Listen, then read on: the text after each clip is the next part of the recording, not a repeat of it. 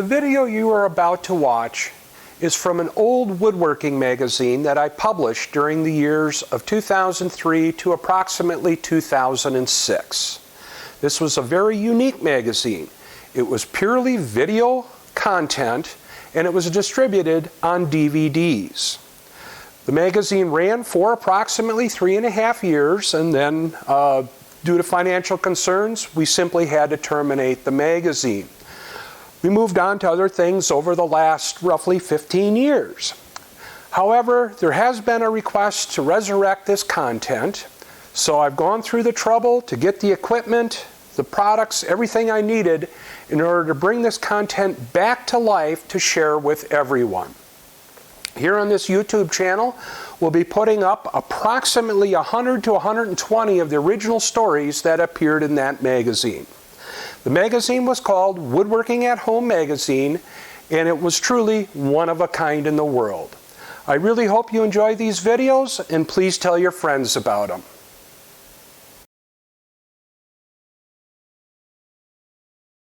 Welcome to Sharpen Relief Carving with Dave Reilly. You've done a number of carving projects, I hope, from our previous issues. And by now I suspect you have a lot of sharpening problems have come up. And so I feel that right now it's about time that we stop working on a project and actually deal with the problems that you may have with the sharpening. My experience with most of my students have been that they have really sharp tools. That's never been the problem. The problem is tools have not been ground and sharpened to the right shape. And if you have a tool that's very sharp but the shape is wrong, then it isn't going to work. So let me discuss the shapes of the tools, and then we'll go on to the stones and strops, the equipment that you're going to use, and then maybe a short demonstration of how actually to do the sharpening. Now the first thing is the shape of the tool. The example right here is would be for a flat chisel. Now the first thing you need is that the front edge be absolutely square, not rounded. You want them square. And then the important thing is the bevel, the flat part, has to be actually perfectly flat. This is where most people get into trouble. If it's not laying flat, you're going to start to have a lot of problem trying to find the edge and getting it to carve properly. Now there's 3 different ways that you can have a defective shape on your tool. The first one is having it rounded over. It's very easy when you're doing your sharpening to start to rock the blade while you're working. And this produces this very sharply defined rounded edge.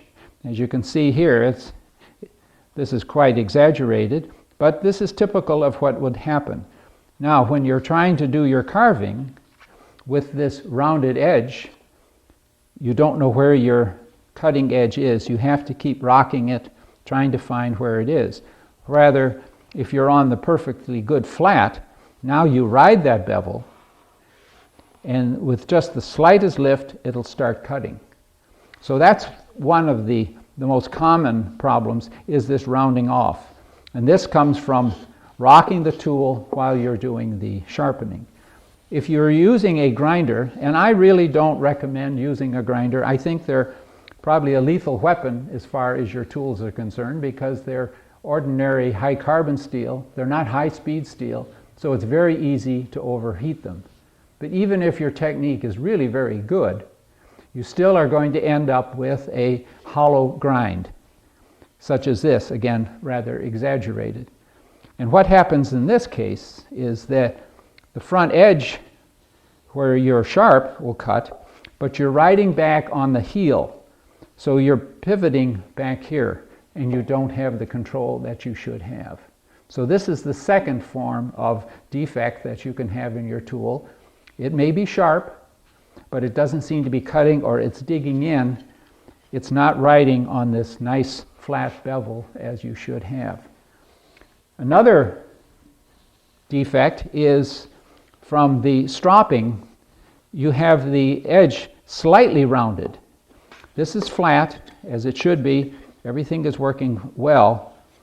But as you have stropped, you have come up a little bit, and this very short front edge now is slightly rounded, so that even though you're writing on the bevel, there will be a gap in here, which means you'll have to raise the tool to get it to cut. So those are the major things with the chisels and the gouges. Now the other problem with the V tool, and this is generally one of the harder tools to sharpen, but once you know what it is that you have to accomplish, things will go much easier. Now again, on a very large scale, you think of your V tool as two flat surfaces, and you would sharpen them as such, each flat. But as you come down to a point, the bottom of the V tools has a slight radius. So you'll end up with a very thick portion here in the front, and that is what has to be ground away. Your tool may feel sharp, but it's this thick section at the bottom that's preventing it from cutting. That has to be rounded off so that you have this sharp edge all the way around. Now those are the major problems with the shape of your tools. And if once you have understood that, and I think part of the problem is that many people, when they're sharpening, they don't completely understand what they have to accomplish. They just feel that a sharp edge, an edge that'll cut your fingers, will be fine. But that isn't all there is to it. It is this shape that you have to be concerned with.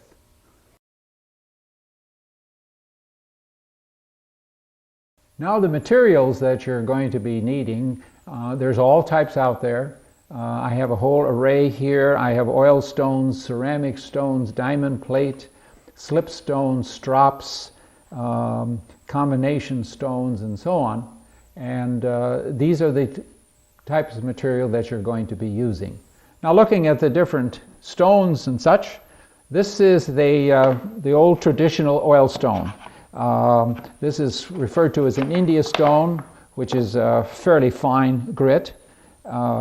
This is what has been used from almost day one. This uses the honing oil, which is generally a good grade of mineral oil. Other very light machine oils like the 3-in-1 oil, the sewing machine oil, will do just as well. These are the newer type of ceramic stones developed from the space programs. This is a medium, and this is an ultra-fine stone. These are particularly nice because they require no lubrication at all.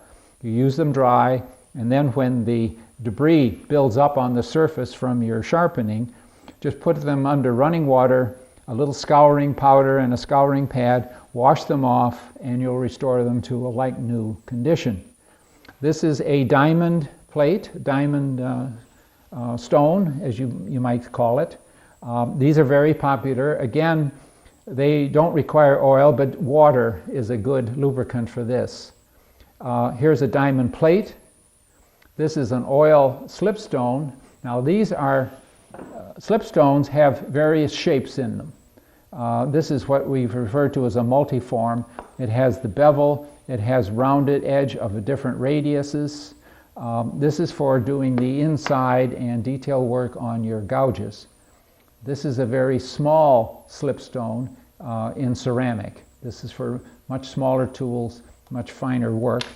This is a set of ceramic, very, very fine stones. Again, this is for getting the burr off of the inside or of very small tools. You can get oil stones as a combination set, as this is. You have a coarse, a medium, and fine. It sits in a holder. Again, these require the oil. After you have sharpened and refined the edge of all of your tools, you will get the final edge and the final polish, and that is done with what is referred to as a strop. They are generally leather. Here is one split cowhide glued to a flat board. The abrasive for polishing comes in a stick. There are various grits. White is common. Probably the most common is the green, which is chromium oxide. That is applied by just rubbing it on the leather, and the leather just forms a way of holding it, and the tools are worked across the surface. They come in all different shapes and sizes. You can buy them commercially. If you have a nice old, perhaps 2-inch wide leather belt, that glued down to a stick makes a very serviceable strop. Here is one that is handmade from just a small piece of leather on a wooden plate. Works very, very well. I have made others, thick, heavy ones for doing the inside of strops or in the inside of chisels and gouges. Here again is a longer one. You can make up pretty much what you want. Here is a loose piece that I can shape to whatever size I need. So these are the tools. When I talked about the oil, the reason for the oil is, or any of the lubricant, is that the debris, as it builds up on your stone, will be embedded in the stone if you continue sharpening. But if you use a lubricant, such as the oil, it will keep this surface clean by keeping the debris floating on the surface. As it builds up, and you'll see this when we do some sharpening, then you just wipe it off and it keeps your stone absolutely clean. The ceramic stones, the diamond stones, for all practical purposes, simply do not wear. You will not wear grooves in them. You will not wear a belly or a depression in them from too much sharpening, because they're extremely hard. The oil stone, and as I have not mentioned really, the water stone, which I just don't happen to use. The water stones are very popular. As the name implies, water is the lubricant. You will eventually wear the surface and they'll no longer be flat. A flat stone is really essential. It's not a very difficult process to flatten them. You simply put a coarse abrasive, such as valve grinding compound, on a flat plate, such as a sheet of glass, and grind the surface against it. Some of the larger diamond plates will also be used for flattening a stone. So that covers all of the material that we're going to use. Now I think in the next section we're going to show you actually how to use them. Now let's start the sharpening process. The first tool I'd like to start on is the straight chisel. It's the simplest and the most direct to sharpen, and so it's really a very good place to start our work. All right, to start, this is an oil stone, so a little bit of oil applied is, you don't need an awful lot, just enough to keep the surface moist. An important feature is to keep your hand and the tools as free of oil as possible, because if they're slippery, you know what's going to happen. If they slip, they're going to come back and bite you. Incidentally, you might notice that I have the stone on one of these rubber pads. These are the pads that you get in the general stores for padding the bottom of drawers in kitchens and so on. It is a wonderful anti-slip pad so that you can put your stones, and they are simply not, they can barely move.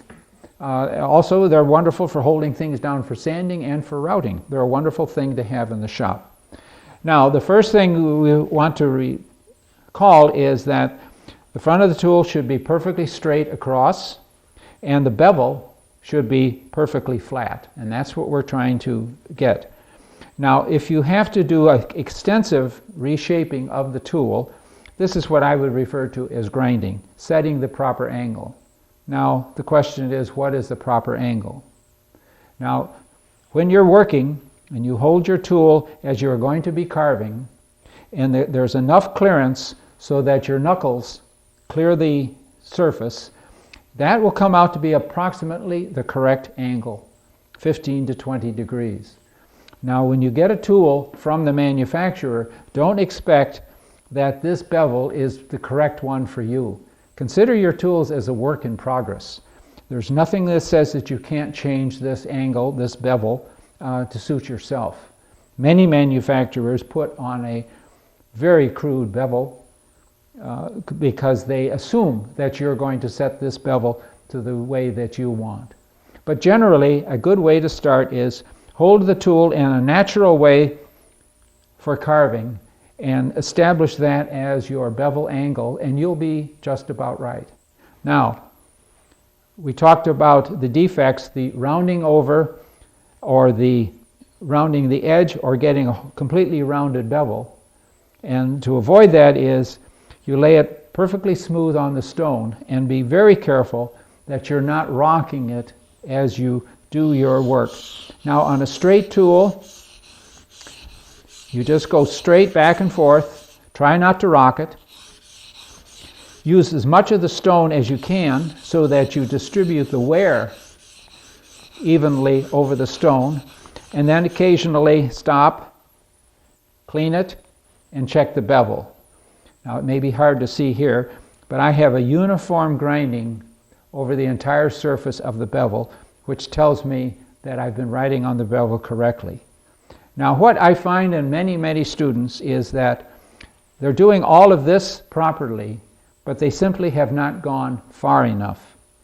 You can keep grinding until you have this edge so fine, so thin, that it'll start to bend over. It has no strength left to press down on the stone. If you turn it over and grind on the back side, that edge will bend up in the opposite direction again. This is called a wire edge or a burr. What you must do is sharpen all the way to establish this burr.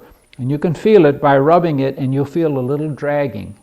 If you do any cabinet making and use scrapers, you know that you're trying to raise a burr that does the cutting.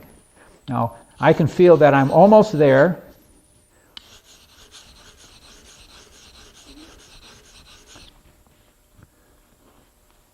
Now I can feel I have a nice burr over the entire surface. That tells me I have gotten this blade as sharp as I can with this particular stone.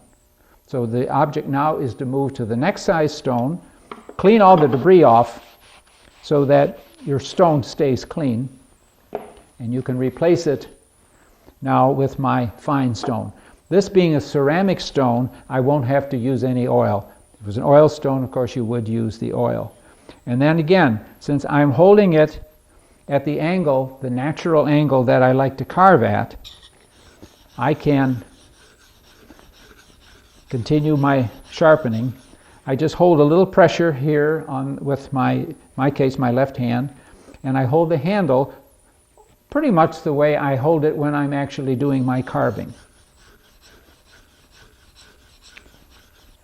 And then clean it and check it. And now I can see here again, I have a nicely, finely ground surface, and I have a nice full-size burr on the back side.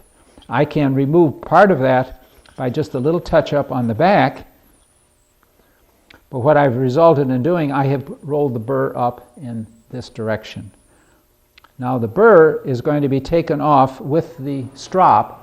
If it is severe, you can take a small scrap of wood and just put your tool into the wood, just move it back a little bit, and that will remove a lot of that burr. Saves you a bit of stropping. But now I have established the angle of my tool, which was one that was comfortable for me to carve at. I have ground it on a medium oil stone to get any defects out of it. I have the straight front edge. I have gone now to a fine stone. The next and final step is to go to a strop.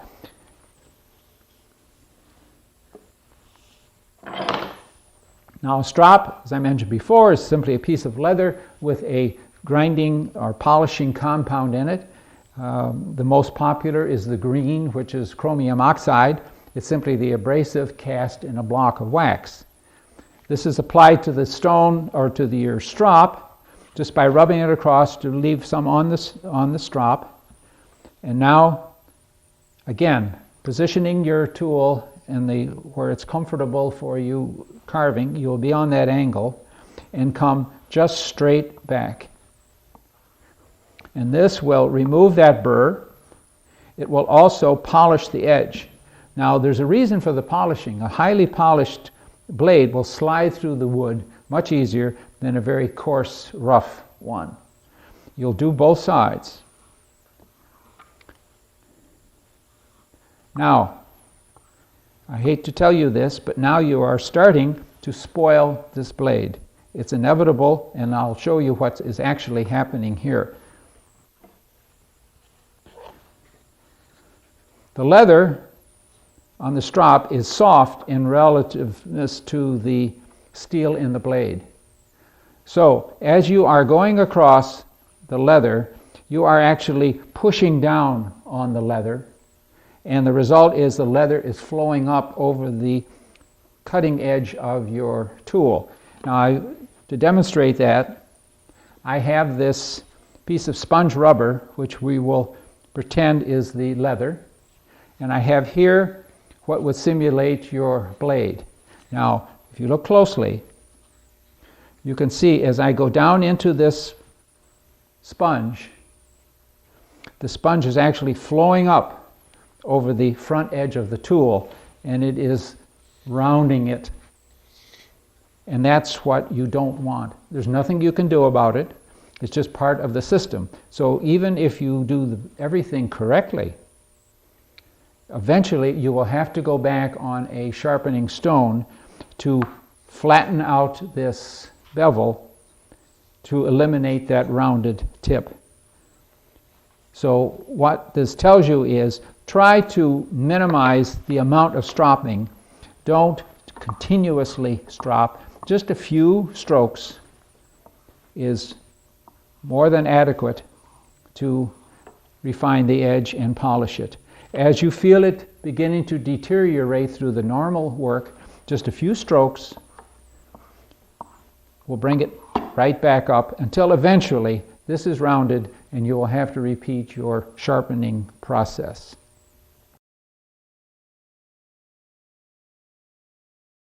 The gouge is done a bit differently.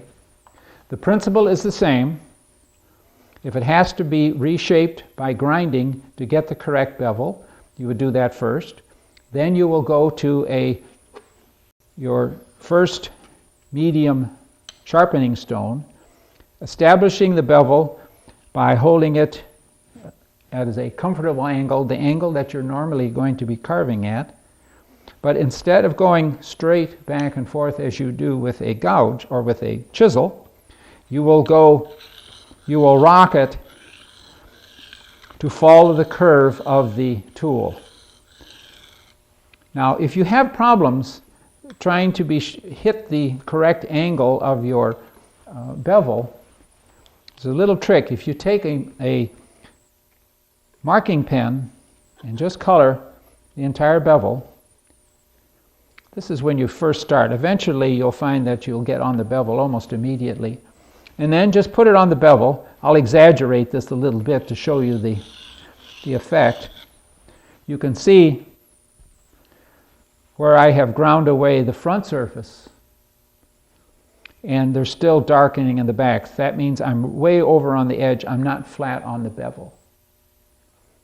It's just a little quick way of defining where you are. So this being an oil stone, a bit of oil,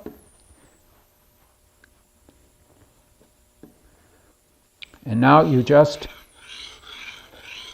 following that curve. Clean it, check to see if you have raised your wire edge or your burr on the inside, and you keep going until you get that. Now, if you have had to do a major regrinding and the front edge here is quite thick, if you hold this up to the light in such a way, you will see a reflection coming off that edge.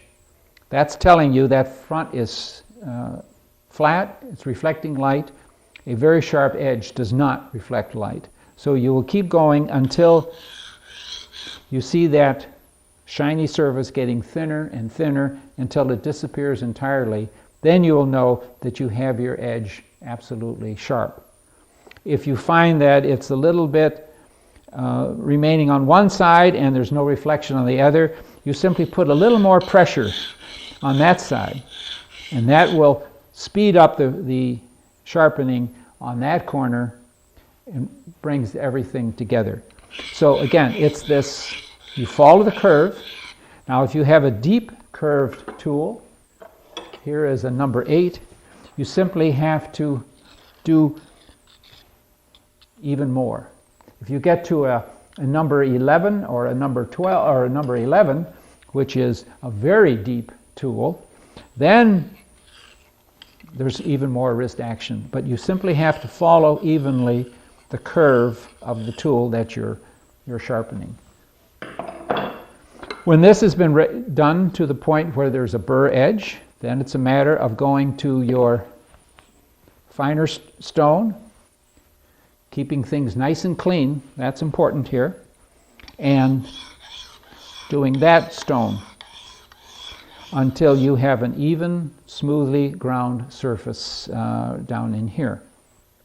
If you have the burr, you keep going until you get a uniform burr on the inside, and now you have to remove that. And this is where we have a different type of stone, and this is what, when we mentioned before, is called a slipstone. The slipstone is this curved stone, different radius. Generally, they are a hard Arkansas because you're doing fine finishing. You're not doing really coarse work here, so you want a fine one. This has a bevel for you to do your V-tools, and it's simply a matter of, since this is an oil stone, I can steal a little bit of oil from the other stone, and you go inside here and just lightly,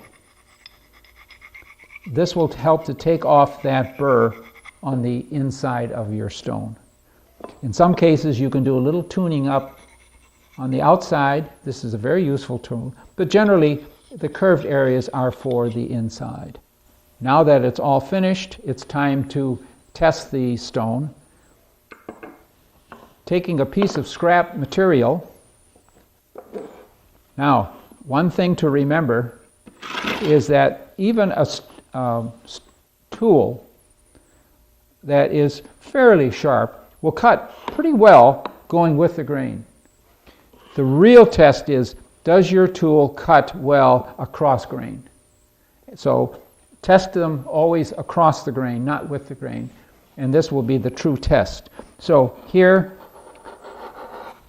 I have it, it cuts nicely. Don't forget to test it on all the edges, all the way up to the top. Sometimes you'll get the center nice and sharp, but these wings out on the edge will be still pretty dull. So test all the way around, and if it goes across grain, such as this, you'll get nice smooth chips, and you'll feel the tool slide nicely through your work.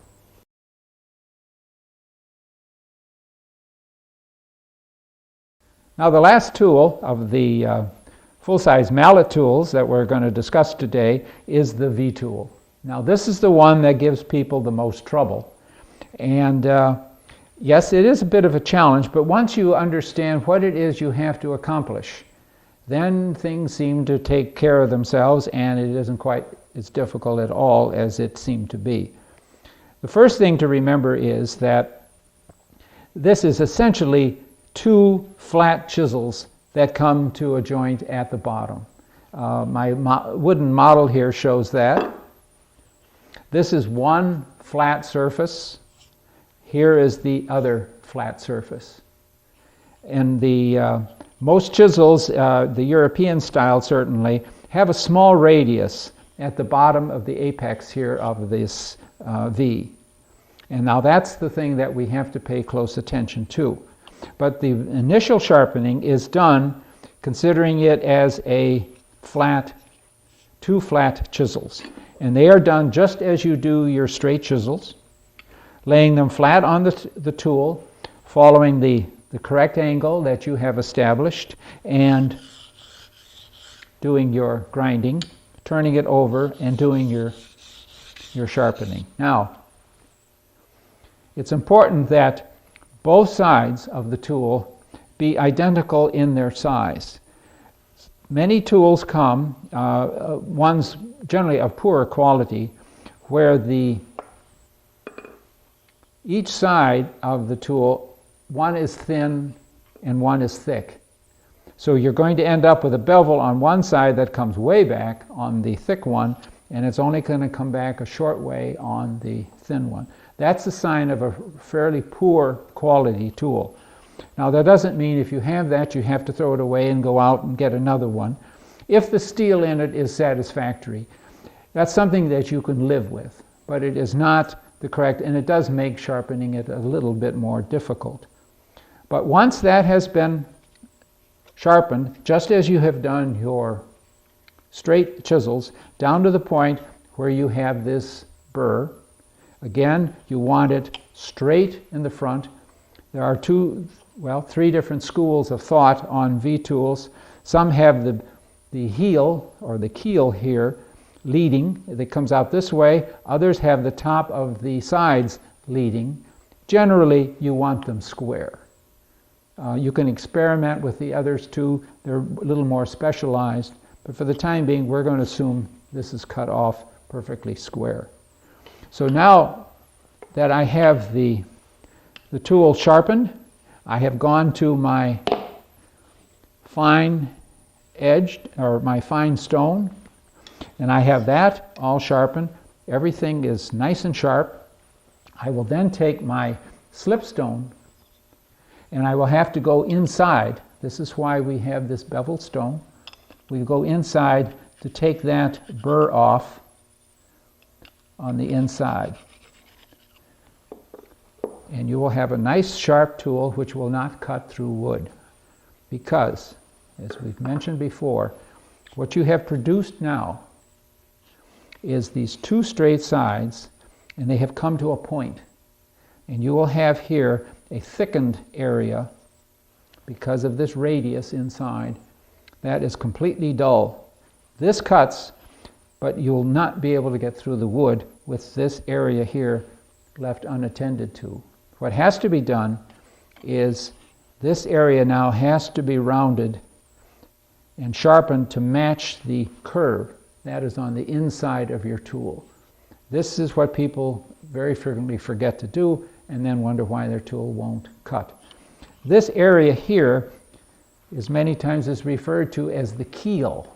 You can see that here. This is like the keel of a boat. To get that to match this curve inside, now on a large tool, that curve is very visible. On a very small tool, that curve is very, very small. So this is where it's a rather delicate process. But what is done here, you can think of this almost as a gouge. You come down in here and you do just as you would a gouge. Round that off, watching this area here to see if there's any reflection, and keep going down until the reflection disappears. Now you have a sharp edge that goes down all the way around the radius of the bottom and comes back up. The length of this keel here varies, again, somewhat with the thickness, but you want to bring it back a little bit. What happens is, when this has been nicely rounded and polished, it will help the tool to track in its cut. It'll slide along, it'll almost burnish the bottom of that cut. So then, when this has been sharpened, then you can go to your strop. Again, it's the same process, this side and this side. And then a little bit of work to polish up the keel and get that radius down there on the outside nicely polished, and you will have your tool nice and sharp. To strop the inside, and you do want to do that, you may have to come up with a few solutions. In this case, I have taken my strop and I have a little piece of leather overhanging the edge, and this allows me to get onto the inside of the tool. Another approach is, I have made out of pieces of leather handled pieces which allow me to get down inside the tool. You can use a loose piece of leather to get down inside. You will work out your own system so that you will have a nicely polished surface both inside and outside. Then the final test, no matter what you've done, you'll want to test the quality of the tool, and you want to go across grain, and then if it's working right, you will get these lovely smooth cuts and you'll be in good shape. When you have a very large V tool, such as this, or even larger, these also can be used as a flat chisel. If you're doing some final work, you can roll it over and just use it as a flat rather than having to reach for another tool. That's just a little side effect. So that covers all of the mallet tools. The only other tool that you would be using that will require sharpening is the carving knife. And it is done essentially the same way. The only exception on this is that the tool is laid perfectly flat on the stone. You don't have to raise it up to create a secondary bevel as you would on a pocket knife, hunting knife, and so on. And that's a matter of you just lay it perfectly flat,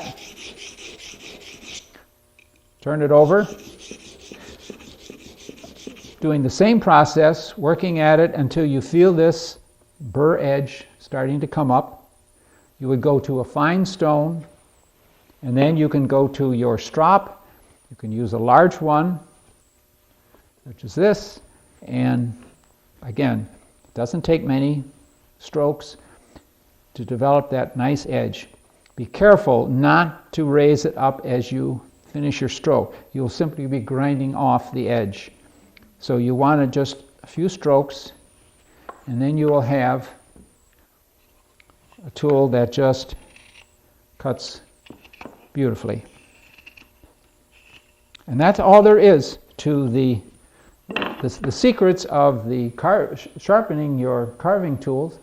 It's not very difficult. The important thing to remember is what you have to accomplish. You have to have your bevels straight, the front straight. You don't want any rounding, any hollow grinding.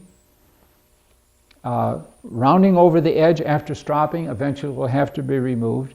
And if you accomplish all of that, I think you'll have very successful tools to use. Now that completes what you really have to know to do your sharpening. Getting the straight edges, getting things flat, getting them well polished is really the secret of doing it. Now don't forget, this method fits all of your sharpening of your chisels and gouges that you use for the other types of woodworking. Trim out a dovetail requires just as sharp a tool as it does for the wood carving. So thank you for being with us. We hope to hear from you. Please email us some of your pictures of your work, comments, suggestions. We'd be more than happy to hear from you. I'm Dave Reilly. I sincerely hope you enjoyed watching this video. If you truly enjoyed it, please help us share this information with the rest of the communities. Please hit the subscribe button, give us a big thumbs up, and be sure to tell your friends about this channel. Thanks again for watching.